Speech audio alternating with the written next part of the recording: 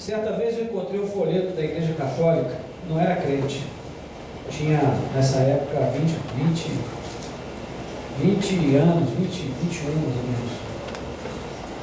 E comecei a ler aquele folheto, e Deus falou comigo naquele folheto, e eu comecei a me inclinar para frequentar a igreja, mas eu duvidava muito dessas coisas, eu achava que isso era tudo enganação, então eu não queria ir.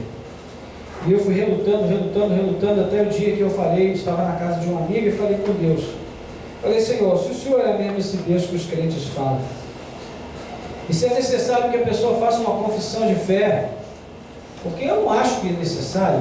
Quem é que não quer Jesus? Jesus é tão bom. Eu falava com Deus assim, né? Eu falei para ele, se for esse o caso, que o Senhor fala comigo de um modo claro, eu nunca li a tua palavra, eu vou ler agora a Bíblia e vou pedir ao Senhor que fale comigo. E eu abri exatamente nesse texto, Mateus 10, 32 e 33, que diz assim: portanto, todo aquele que me confessar diante dos homens, também eu confessarei diante de meu Pai que está nos céus. Mas aquele que me negar diante dos homens, também eu negarei diante de meu Pai que está nos céus. Tinha escapatória para mim? Não. Pois é. Eu fui para a igreja e entreguei minha vida a Cristo, porque eu vi que realmente Deus fala com a gente, mesmo a gente sendo miserável pecador, Ele fala com a gente. Então, curva a sua cabeça. Senhor, nosso Deus e Pai, em nome de Jesus queremos te louvar pela tua palavra que acabamos de ler. Obrigado, Senhor, porque essa palavra para mim particularmente foi uma palavra de salvação e tem sido ao longo desses anos. E todas as vezes que eu leio esse texto, me lembro com alegria daquele dia que o Senhor me encontrou e me salvou. E eu sei que também esse é um tempo de lembrança alegre para cada uma daquelas pessoas que aqui estão e que um dia foram resgatadas pelo Senhor. Pai querido, fala conosco nessa noite por intermédio dessa palavra. Traz à luz nessa reflexão a revelação do Teu Espírito, a graça, Senhor, do entendimento. Ó Pai, abre a nossa compreensão para que nós possamos receber a Tua palavra, que ela possa cumprir todo o propósito para o qual o Senhor a designou nessa noite, conforme o texto de Isaías 55, que não volte vazia para Ti, mas faça aquilo para que o Senhor a ordenou na vida de cada um de nós. Nós oramos assim e nos submetemos ao poder e à eficácia da Tua palavra, em nome de Jesus. Amém e amém. Amém? Que os irmãos e irmãs possam se sentar.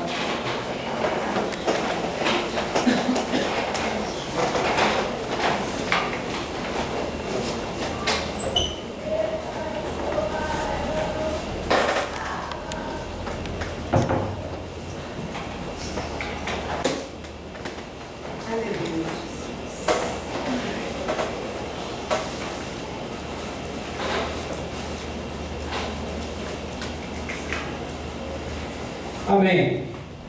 Irmãos, a figura do pastor de ovelhas tem muito destaque na Bíblia, em toda a Bíblia. Desde o Salmo 23, Salmo 23 é um salmo conhecido, né? Até quem não é crente conhece o Salmo 23. É aquele típico salmo de para-choque de caminhão. Todo mundo conhece esse salmo. Passando pelas metáforas dos profetas que usaram a figura do pastor com bastante ênfase no passado, chegando até o Novo Testamento e os ditos de Jesus, né? Deus sempre se coloca como um pastor que busca as suas ovelhas. Nos Evangelhos, Jesus denomina a totalidade do povo de Deus de um só rebanho. João capítulo 10, versículo 16. Ele ainda vai demonstrar profunda compaixão para com as multidões que nas suas palavras, nas palavras de Jesus, andavam aflitas e desorientadas como ovelhas sem pastor.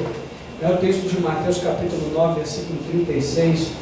Então, todos esses homens que Jesus olhava e via desorientados, eles são como todos os homens em todos os tempos, porque de fato todas as pessoas são como ovelhas desgarradas e desorientadas.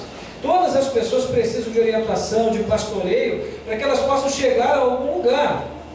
E o sumo pastor, o pastor por excelência de todas as ovelhas é o próprio Cristo. É o próprio Cristo. E esse pastor, apenas chama as suas ovelhas a segui-lo. Não há pressão, não há nem mesmo coação da sua parte, não há nem insistência. Há um convite. Eis que estou à porta e bato. É um convite. Quem quiser vir após mim, siga-me. Tome a sua cruz, negue-se a si mesmo, tome a sua cruz e siga-me. No entanto, à medida que a ovelha se dispõe a seguir o sumo pastor, à medida que uma pessoa se dispõe a entregar a sua vida a Cristo, essa pessoa recebe diretrizes claras sobre como deve ser esse seguimento. Porque o convite é apenas um convite, o chamado é apenas um chamado, mas à medida em que se aceita esse chamado, então passa-se a viver num contexto, num ambiente, numa dimensão que é chamado por Cristo de Reino de Deus, implantado na terra. E isso aqui nos traz também agora à memória uma série de passagens que são anunciadas por Jesus e também por João Batista, que foi aquele que preparou o caminho do Senhor, mostrando que foi para isso que o Reino de Deus se manifestou, para acolher a homens e mulheres que se dispusessem a ser pastoreadas em suas almas por aquilo que Cristo veio revelar por meio da sua palavra. E isso, irmãos, nos traz ao texto que nos serve de base nessa noite, porque ele faz parte das instruções de Jesus aos 12, quando ele os enviava à missão, a primeira missão dos 12, e Jesus os envia com uma mensagem bem simples e direta, que deveria ser comunicada em cada cidade por onde eles passassem. E vários comentaristas das Escrituras observam o caráter dogmático da mensagem de Cristo. O que isso quer dizer? Quer dizer que o que ele dizia deveria se tornar parte da vida prática de cada um daqueles que quisessem segui-lo. A palavra de Cristo não é uma palavra apenas para meditação, é uma palavra para ação, para a prática. Como li num artigo do Paulo Freire, palavra e ação, tudo junto. Quando a palavra se torna palavra encarnada, verbo vivo, assim como foi na vida de Cristo, também deve ser na vida dos seus discípulos. Então, esse caráter dogmático tem esse sentido, é um dogma, é uma ordenança, é uma vocação que cada cristão tem. Aquilo que Cristo dizia deveria se tornar parte da vida prática de cada um daqueles que quisessem segui-lo. E nesse caso, nós temos a diretriz da confissão de fé em Cristo, os 2 versículos que nós lemos. E aqui, irmãos, há uma gravidade muito grande nessa diretriz. Por quê? Porque ela tem um efeito correspondente na apresentação do indivíduo salvo diante do Pai pelo Filho. Portanto, todo aquele que me confessar diante dos homens, eu o confessarei diante do Pai. O perigo se apresenta no momento em que se lê que essa negação, a negação dessa confissão, melhor dizendo, ela vai implicar em quê? Na negação do indivíduo diante do Pai pelo Filho. Aquele que confessa também recebe da parte de Cristo a confissão. Aquele que nega recebe da parte de Cristo a negação. Seria isso um ato de vingança? Um revanchismo da parte de Cristo? Não. Nós vamos entender por que ele não pode confessar quem o nega. Considerando que a grande esperança do cristão é ser, no fim, apresentado pelo Filho ao Pai, e eu creio que essa deve ser a sua esperança maior, essa é uma questão de extrema importância. Talvez, irmãos, não haja um aspecto das Escrituras que tem sido mais, não negligenciado, mas talvez esquecido pela igreja, do que esse aspecto da nossa condição de peregrinos neste mundo. Cristo não nos chamou para viver aqui para sempre, irmãos. Nós estamos passando o tempo aqui, mas a nossa pátria, ela está num outro lugar. Eu me lembro daquele hino da harpa cristã, né? Da linda pátria estou, bem longe, cansado estou. Quem sabe canta. Jesus, saudade, oh, quando é que vou? Passarinhos, belas flores, querem me encantar. Adeus, terrestres esplendores, eu já enxergo lá. Nosso lar não é aqui, irmãos. Eu assisti o programa sexta-feira, se eu não me engano, sexta-feira, acho que foi sexta, sobre Lençóis Maranhenses. E eu fiquei encantado com a reportagem, com o programa. Falava de uma ilha onde a cada 6 horas a maré sobe e inunda tudo. E depois, dali um breve tempo, a maré volta, né? E então retrocede e aquele lugar se transforma num cenário maravilhoso novamente. E aí todo mundo pode andar. E mais, as casas são móveis, porque o lugar se mexe. A areia inunda tudo de quando em quando, e normalmente as pessoas têm as suas casas por 4 anos, mais ou menos. Depois elas têm que desmontar tudo e montar em outro lugar. E o repórter perguntou para o responsável pela ilha, pela reserva, qual o maior benefício? Ele falou: o maior benefício é que aqui ninguém vem tomar conta do lugar. Não há resort, ninguém vai construir prédio, ninguém vai cercar nada, porque aqui de vez em quando tudo muda. E eu fiquei pensando na vida cristã. Irmãos, nós devíamos compreender assim a vida cristã. Tudo muda. Não temos nada certo nesse mundo. Agora estamos bem, hoje estamos com saúde, amanhã poderemos estar vivendo uma outra situação. O mais importante é sabermos que em todo tempo Deus está conosco. Amém. Que Ele é o nosso Senhor, que Ele é o nosso pastor, e Ele sabe conduzir as nossas vidas com maestria, e Ele faz por nós aquilo que nós nem imaginamos que Ele pode fazer. Então, eu gostei muito dessa reportagem, porque me inspirou muito, irmãos, me inspirou demais. Eu fiquei vendo que boa vontade daquelas pessoas, de viver num lugar que elas sabem que dali a 3, 4 anos elas vão ter que sair e se mudar. Quem já fez mudança aqui sabe que o negócio é muito chato. Imagina você viver sempre com a sua casa na cabeça, por desmontar a qualquer momento. Nós que somos da cidade, nós que somos urbanos, nós temos desenvolvido o hábito de chegar no lugar e ficar e não querer sair nunca mais.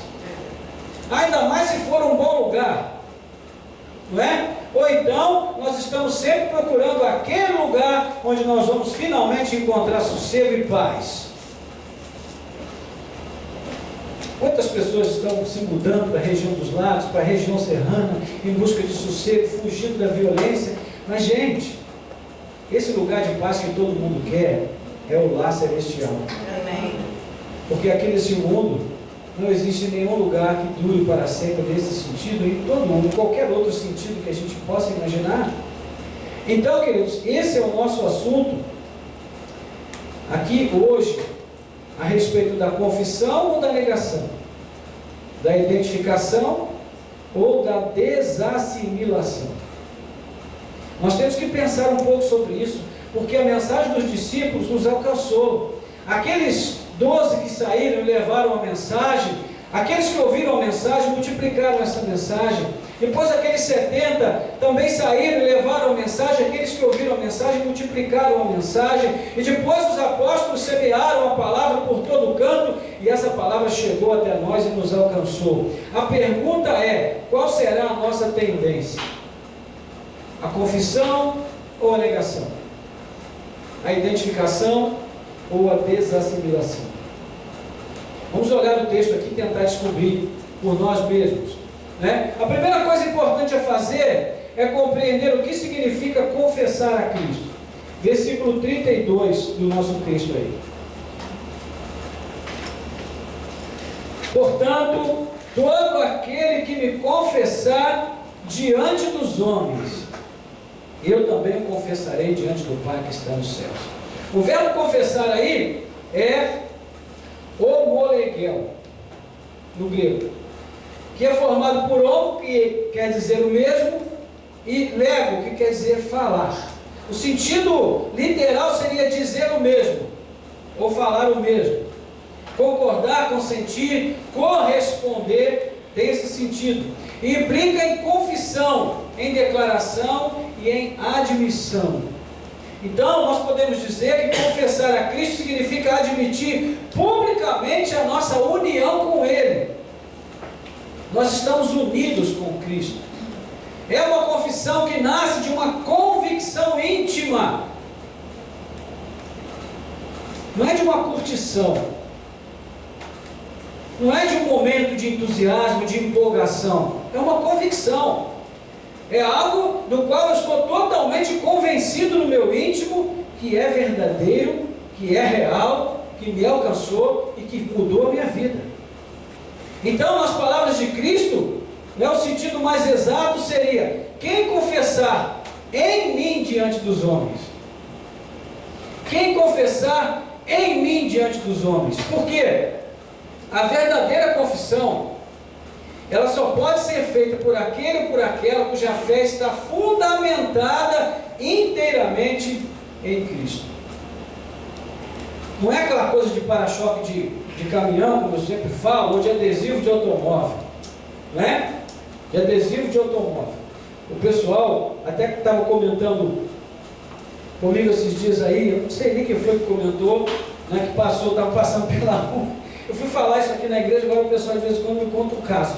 Aí diz que ia um cara com Del Rey. Quem se lembra do Del Rey aqui? Vocês são velhos, hein? Del Rey. Eu também sou velho, porque eu também me lembro. Eu já fui apaixonado pelo Del Rey. E o cara ia com o Del Rey bem surrado, já bem cansado, né, da vida e tal. E aí tinha um adesivo no carro assim. Como é que é, meu Deus? Do Rei. Hein? Do Rei. Não é Del Rey, é do Rei. Eu falei, ô Jesus. Quando a gente pensa que já viu tudo, sempre tem alguma coisa que surpreende. Não é Del Rey, é do Rei. Então, são coisas que a gente... Eu prefiro mais aquele assim, é velho, mas é meu. Esse eu gosto mais desse. Né? Quem já viu esse? É velho, mas é meu. Eu prefiro mais esse do que esse aí, não é? Não é Del Rey, mas é do Rei. Tem coisa muito triste nesse mundo. Mas enfim, são coisas que procuram muitas vezes mostrar o quê? Que aquela fé, talvez, é bem provável que ela não esteja alicerçada em convicções. Ela está baseada apenas em necessidades que foram supridas em algum momento, foram atendidas por alguma razão. Então, gente, não significa que viver em Cristo não deve ser uma expectativa pela sua bênção material, por questões que Ele resolve na nossa vida, por cura, por realizações. Ele também faz isso, faz sim, louvado seja Deus. Mas essa não deve ser a principal motivação da minha fé. Porque se isso for a motivação da minha fé, eu não tenho condições de confessar a Cristo. Porque não nasce de uma união com Ele a minha confissão. Nasce apenas de uma gratidão pelo atendimento de uma necessidade imediata. Você está entendendo isso? Então, irmãos, ele está dizendo aqui, olha, essa confissão, ela só pode ser feita por aquele ou por aquela cuja fé está verdadeiramente fundamentada em Cristo e só em Cristo. E observe que isso aqui confere um poder enorme à segunda parte da oração. Eu também o confessarei diante de meu Pai que está nos céus. Ou seja, da mesma forma, o estudo do vocabulário grego diz que o sentido mais completo e mais fiel seria: aquele que estando em mim me confessar diante dos homens, eu, estando nele, o confessarei diante de meu Pai. Eu quero dizer para você, existe maior privilégio para uma pessoa do que ter Cristo habitando nele, nela? Existe, irmãos? Não. Mas tem sido essa a grande ambição das pessoas hoje? Não tem sido. Porque quando Cristo vem habitar no nosso coração, Ele faz uma mudança muito grande nas nossas vidas. E nos leva também a viver de maneira totalmente diferente. Então, como na oração sacerdotal, Jesus vai dizer: eu neles e tu em mim. João capítulo 17, versículo 23. Essa confissão, ela nasce primeiro da manifestação da presença de Cristo em nossas vidas. E à medida em que nós entramos nessa comunhão com Ele, à medida em que nós vivemos esta união com Ele, então nós confessamos com base em convicções muito profundas e muito arraigadas na nossa alma. E concluímos o quê? Que confessar a Cristo publicamente, então, significa viver diariamente como um seguidor leal, como um servo, como um adorador, identificado com Ele no pensamento e nas palavras do Senhor. É por isso que a gente sempre cita aqui aquela mulher muito bem intencionada, né, que chega para o Senhor e diz: bem-aventurados os seios que te amamentaram. E ele diz o quê? Mais bem-aventurados aqueles que ouvem a minha palavra e aguardam. Louvado seja Deus. Sempre houve bajuladores no seguimento de Jesus. Então, irmãos, isto sim é uma grande meta para a vida de alguém: ser parecido com Cristo, viver em Cristo, tendo Cristo e ter Cristo vivendo em si. Esse é um alvo pelo qual vale a pena viver e morrer. Amém, irmãos?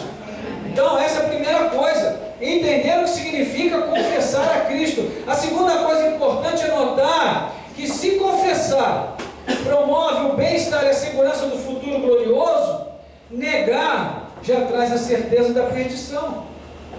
Versículo 33: mas aquele que me negar diante dos homens, também eu negarei diante de meu Pai que está nos céus. A palavra usada aqui no verbo negar tem o sentido de não reconhecer a Cristo como Senhor e Mestre. Não reconhecer a Cristo como Senhor e Mestre seria o exato oposto da confissão. Assim como João, lá no versículo 7 da sua segunda epístola, ele vai falar sobre os docetistas do primeiro século que não confessavam que Jesus veio em corpo. Docetismo foi um movimento que surgiu protestando o fato de Jesus ter vindo fisicamente a esse mundo. Eles diziam que Jesus tinha só uma aparência. E aparência no grego é dokel, daí veio o termo docetismo ou docetista. Então João confrontava essas pessoas dizendo que elas se faziam condenáveis porque elas não confessavam que Jesus veio em corpo. Então a negação pode ocorrer em forma oculta no estágio inicial. Como? Como quando alguém simpatiza com os evangelhos, mas se recusa a reconhecer o senhorio de Cristo em sua vida. Quantas pessoas no mundo são assim? Elas simpatizam com Cristo. Eu lembro da pregação de um pastor batista que eu ouvi há quase uns 48 anos, mais ou menos, atrás. Ele dizia assim: nós temos 3 tipos de pessoas na sua relação com Cristo. Nós temos os antipáticos, nós temos os simpáticos e nós temos os empáticos. Os antipáticos, ele dizia, já estão perdidos mesmo, porque são antipáticos. Os simpáticos, eles acham que estão salvos, mas estão correndo um sério risco. E os empáticos são aqueles que têm empatia com Cristo. São aqueles que decidiram se envolver com Cristo, se comprometer com Cristo, ter um relacionamento íntimo com Cristo, permitir que Cristo viva neles e que eles vivam em Cristo. Esses são aqueles que de fato herdarão a vida eterna, dizia o pregador. Me lembrei disso aqui agora, porque existem pessoas que simpatizam, e muitas pessoas que simpatizam com os evangelhos, mas se recusam a reconhecer o senhorio de Cristo em sua vida. Você diz assim: você crê em Cristo? Você crê em Deus? Claro que eu creio. Lógico que eu creio em Deus. Vai à igreja? Não vou. Sabe o que acontece? Eu tenho um problema com esse negócio de igreja, porque você chega lá, o pastor começa a falar, e aí tira oferta, esse negócio me incomoda um pouco, negócio de oferta, e então começa a pregar e começa a exigir compromisso da gente. Eu não quero saber de compromisso, não. Eu já estou cheio de compromisso. É uma opção. Não é? Existe coação? Não. Existe pressão? Não. É só um convite. Quem quiser. Quem quiser. Então, essa negação pode ser assim, de forma oculta no estágio inicial, mas no estágio mais avançado, ela pode também tomar um outro sentido, né? Quando aquele que se diz cristão vive claramente como um pagão. Isso acontece. E às vezes até por uma inconsciência da pessoa que vive assim, porque ela vai praticando o que é mal, até que a sua consciência se torna cauterizada e ela já não se importa mais. E ainda no pior nível de todos, quando alguém se lança a campanha de disseminar ensinos que distorcem a verdade do Evangelho, com o fim de levar outros à negação de Cristo. Como existem aí alguns que já foram pessoas usadas por Deus na igreja, alguns até bem famosos, e que hoje se ocupam de degenerar o nome da igreja, de depreciar a imagem da igreja, e com isso estão depreciando a imagem de Cristo no coração de muita gente. São os falsos mestres do nosso tempo. Então, irmãos, a segunda coisa importante a entender é que se a confissão promove segurança e bem-estar de um futuro glorioso, a negação já traz a certeza da perdição eterna. Já a caminho da conclusão, fica uma pergunta para nós. O que é que pode alimentar a disposição de confessar Cristo? O que é que pode fortalecer, o que é que pode suprir, o que é que pode manter a disposição a essa confissão? É possível perceber que muitos cristãos desanimam da fé, desanimam da perseverança, da confissão, porque se deixam levar pela ingenuidade. Eu quero dizer uma coisa para você: se você pensa que a ingenuidade é uma coisa boa, cândida, esqueça isso. Ingenuidade não é uma coisa boa, porque o ingênuo é aquele que é enganado facilmente. Eu vejo que no nosso país ainda existe uma multidão de pessoas muito ingênuas. Ainda tem gente que cai naquele truque da geladeira, que o cara liga: olha, se você mandar tanto para mim, você vai receber uma geladeira na sua casa daqui a tantos dias. Ainda tem gente que cai nesse golpe, muita gente. Ainda tem pessoas que acreditam em cada conto de carochinha, cada coisa, e eu fico pensando: meu Deus, como é que pode existir gente tão ingênua assim neste mundo? Mas existem muitas pessoas ingênuas. E um lugar onde há muitas pessoas ingênuas é na igreja. Por quê? Porque nós procuramos na igreja conservar um coração puro. Nós procuramos abrir mão da malícia. Nós procuramos não fazer julgamento precipitado, não condenar quem quer que seja, porque Cristo nos ensina. Agora, Ele disse que nós devemos ser simples como a pomba, mas também diz que nós temos que ser prudentes como a serpente. Ou seja, Ele disse: olha, vocês têm que amar, mas vocês também têm que pensar. Vocês também têm que avaliar e também têm que julgar com critério as situações. Porque ser ingênuo é acreditar que todas as pessoas são boas, bem intencionadas e verdadeiras. Quantas pessoas estão sendo enganadas hoje? Quantas pessoas se casam a partir de profecias que ouvem? Profetada. Profecia é coisa do Antigo Testamento. Hoje é profetada. Porque alguém revelou para alguém, que diz para outro alguém, que aquela pessoa é a pessoa que Deus escolheu para se casar com gente que passa tão importante para ser dada dessa maneira. A melhor profecia é essa: tem bom emprego, ganha bem, tem estabilidade, já tem a casa, tem condições de manter uma família, é uma pessoa razoável, é dado ao diálogo, tem condições de manter um relacionamento. Essa é a melhor profecia que tem, que existe. Então, irmãos, Deus, Ele nos deu essa capacidade de nós avaliarmos as situações a partir de critérios bem claros. E confessar a Cristo tem a ver com isso, tem a ver com a consciência do nosso comprometimento na caminhada cristã. Olha, o cristão que prevalece na fé, e na confissão de Cristo é aquele ou aquela que sabe que tudo nesse mundo deve ser provado. Tudo. Tudo nesse mundo deve ser provado.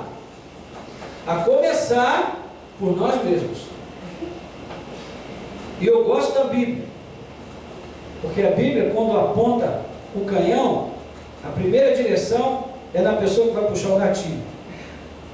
E o apóstolo Paulo vai dizer assim para os irmãos de Corinto e também para cada um de nós: examinem-se para ver se vocês estão na fé. Provem-se a si mesmos. 2 Coríntios capítulo 13, versículo 5. Então a primeira pessoa que você tem que provar é você mesmo. A primeira fé da qual você tem que duvidar é da sua própria fé. E aí você vai dizer: ah, pastor, mas a dúvida é do diabo. Não é não. O diabo não tem nada, gente. Ele não tem nada. Não existe nenhum ser mais despossuído que o diabo. Ele não tem nada. Nem corpo ele tem. Perdeu a sua forma corpórea.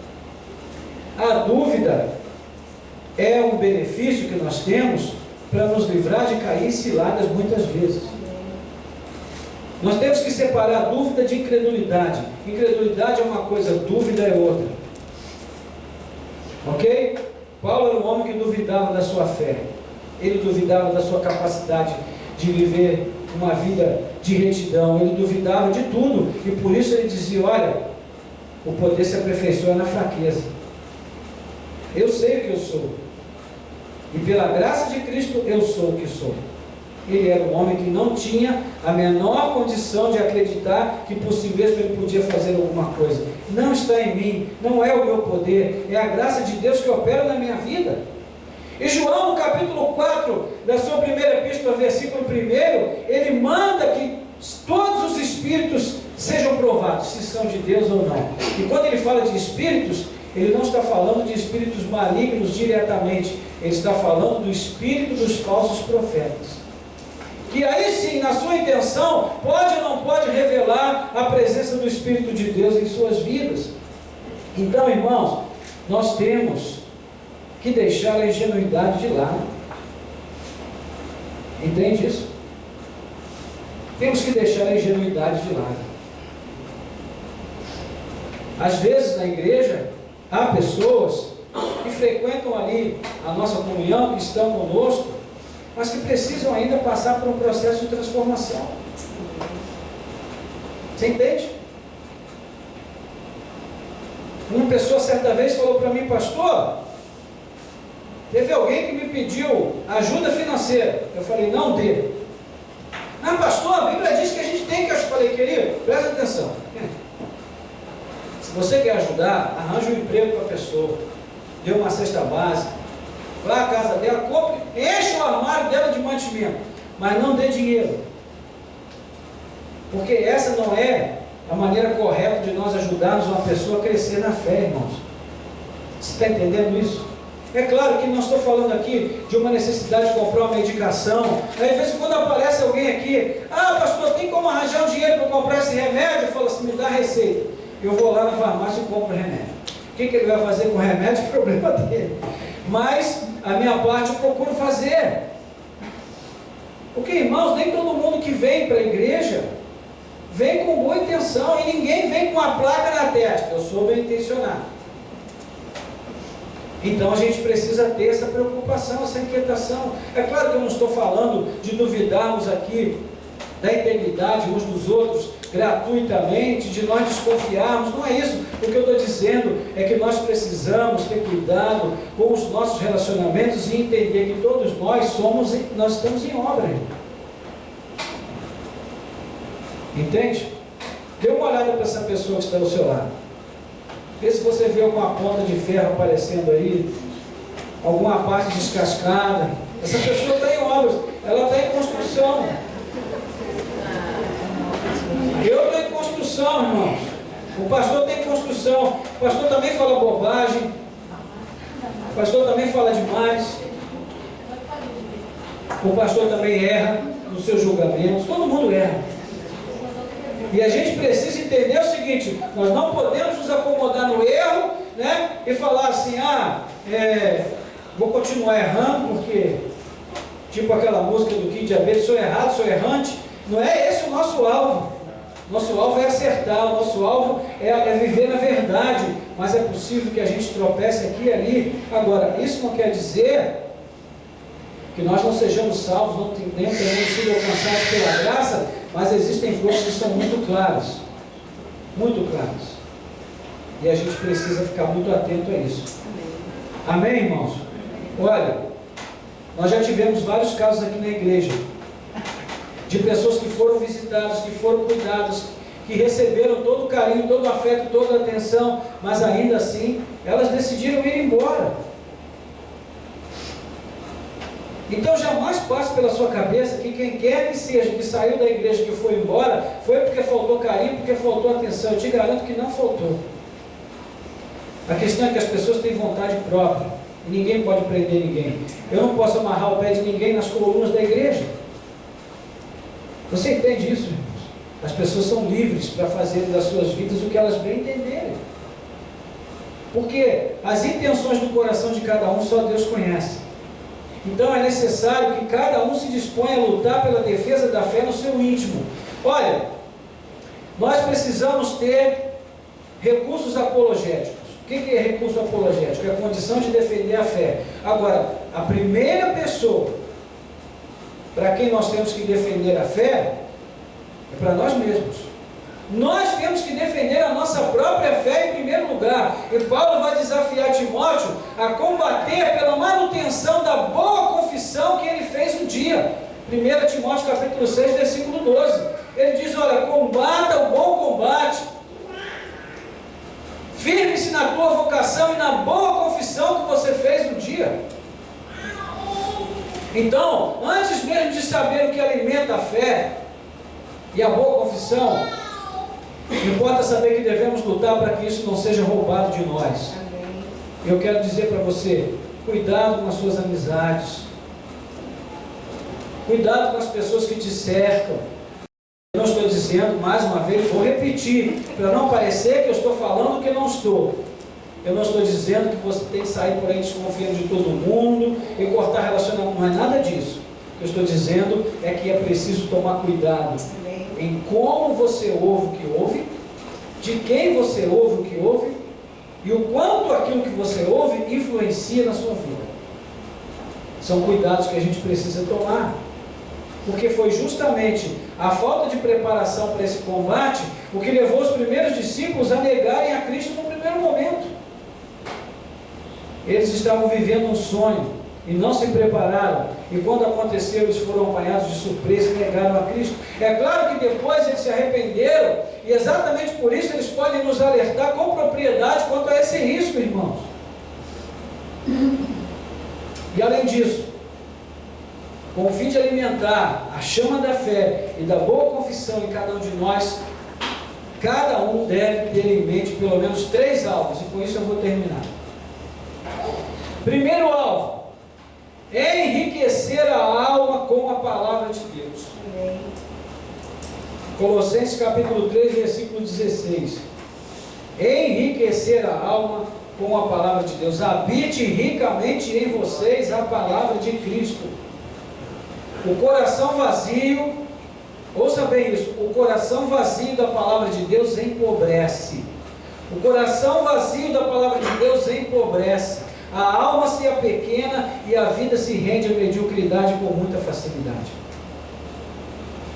Gente, a palavra de Deus, além de ser palavra de Deus, isso já bastaria para despertar o nosso interesse.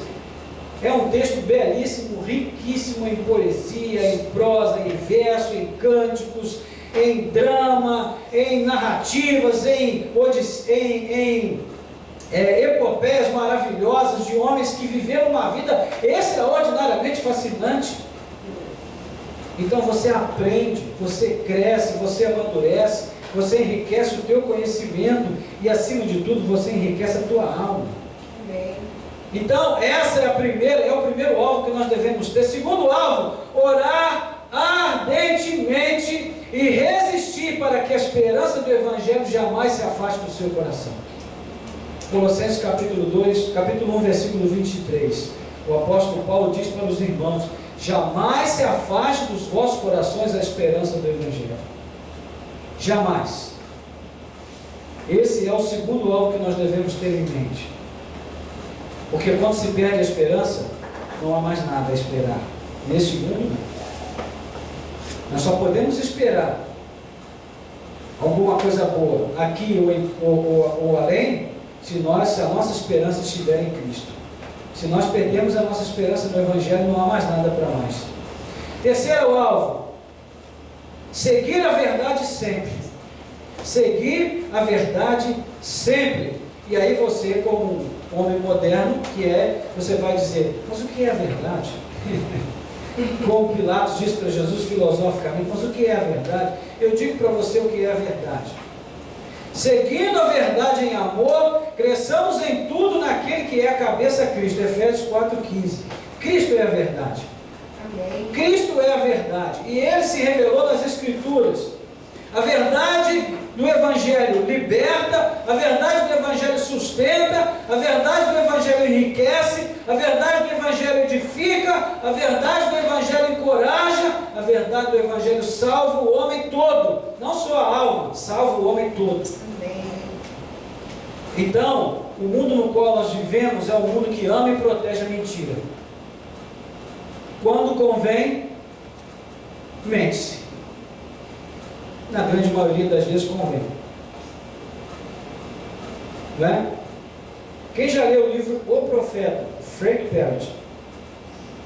Ninguém leu, né? É um livro para ser lido. O Profeta. Ele mostra muito bem como os telejornais filtram as notícias a ponto das notícias deixarem de ser verdade e se transformarem em algo muito parecido com a mentira, para que a audiência não caia e as pessoas recebam aquilo que interessa ao sistema. Então, irmãos, nós vivemos num mundo que ama e protege a mentira, que valoriza os mentirosos. E se você souber mentir bem, aí você vai ser valorizado mesmo. A verdade para nós está na palavra de Deus. É a nossa fonte. É a nossa palavra infalível, inerrante, inequívoca, palavra de Deus, viva, eficaz e poderosa. Conclusão: Cristo é o pastor de cada um de nós e de todos nós. Ele não perde nenhuma de suas ovelhas e nem as deixa para trás. Ele é suficiente para cuidar de nós, ainda que o caminho seja difícil. Ele vai nos conduzir. Ele conhece a rota que leva aos pastos verdes. Ele conhece a rota que leva às águas tranquilas. E em todo caso, em qualquer situação, em relação às ovelhas que o Pai lhe confiou, Ele mesmo garante: ninguém as arrebatará das minhas mãos. Então, irmãos, nós estamos falando de confiança, nós estamos falando de segurança, nós estamos falando de certeza, porque tudo isso sempre deve estar presente em nossas vidas, e o alvo sempre deve ser Cristo. Ele é o alvo, Ele é o objeto da nossa confiança, da nossa segurança, da nossa esperança. No momento em que nós deixarmos de esperar em Cristo para esperarmos em homens e instituições, nós estamos perdidos. Não podemos confiar em nada disso. Nós vivemos num mundo que muda o tempo todo. A verdade de hoje pode não ser a verdade de amanhã. Nós temos que ter um porto seguro. Nosso porto seguro é a palavra de Deus. É a verdade revelada em Cristo. Eu quero dizer para você: mantenha firme a sua vocação, mantenha firme a sua confissão. Não permita que nada nem ninguém faça você desistir da sua fé e do seu compromisso com Cristo. Amém? Louvado seja Deus. Fique de pé no seu lugar, nós vamos orar. Senhor, nosso Deus e Pai, em nome de Jesus, nós queremos te louvar, te bendizer, Senhor, porque estamos mais uma vez sendo fundamentados na Tua Palavra. Estamos começando uma nova semana, Senhor, e lá fora nos espera a dúvida, a dificuldade de crer, de acreditar nas instituições, nos governantes, no senso de justiça dos homens.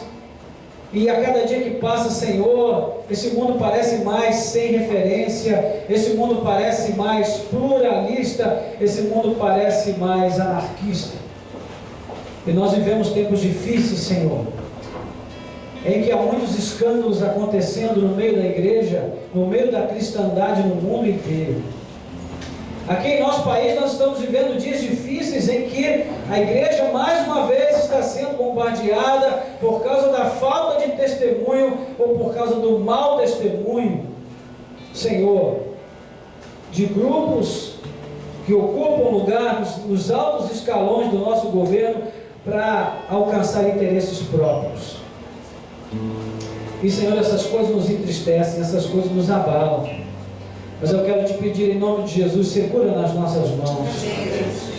Não deixa, Senhor, que isso venha enfraquecer a nossa fé, Pai.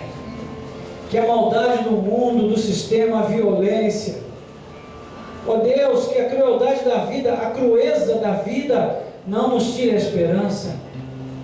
E que tudo que acontece ao nosso redor, a sucessão de más notícias que assolam o nosso coração e alma cada dia, não seja capaz de roubar a nossa confiança e a nossa convicção de que tudo está nas tuas mãos. Pai querido, cuida de cada vida que aqui está, de cada irmão e irmã, de cada cristão e cristã. Ajuda-nos, Senhor, a ter a capacidade de confessar a Cristo como uma definição daquilo que habita no íntimo de cada um de nós, como uma convicção plena de que nós estamos unidos com Ele, de que Ele está vivendo em nós e nós estamos vivendo nele. E há essa interação constante, porque nós estamos buscando o crescimento por meio da oração, da leitura da palavra, Senhor, seguindo a verdade, sempre buscando preservar a esperança do Evangelho em nossos corações. Ajuda-nos, Senhor, naquilo que somos fracos, naquilo que somos débeis. Ajuda-nos a vencer a mediocridade deste mundo e olharmos para as coisas nobres, boas, puras, ricas de significado, a enchermos o nosso coração daquilo que pode trazer grandeza à nossa alma, e a jamais permitir, Senhor, que aquilo que nos diminui como pessoas ocupe lugar em nossos corações.